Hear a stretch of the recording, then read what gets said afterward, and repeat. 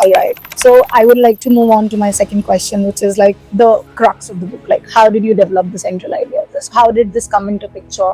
Was it like, instant? Was it like eventual? Like, did it happen organically, or did something, spark it? Not at all. The clarity came very much late into my life. In the beginning, I used to see them as an isolated adventures, like thrilling, meaningful, but scattered one. And they were always into part of my home drawer journals and also in my heart. Clarity came only into silence, which followed all the doing. And suddenly, I started seeing the whole picture and a pattern that these journeys were a curriculum in trust and mapped beautifully around the five ancient elements, which are air, water, fire, earth, and akasha. So the framework didn't change anything, it only revealed the shape they were always been in. And writing the book came as an act of discovery, not just part of storytelling.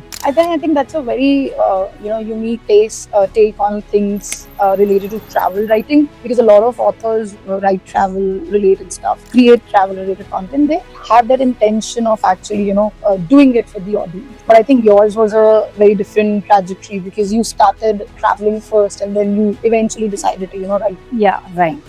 For the in the aim of transforming other lives as well. Of course, it's always part of the process that whenever we do something for ourselves, actually ends up motivating and inspiring others more than us. Yeah, right.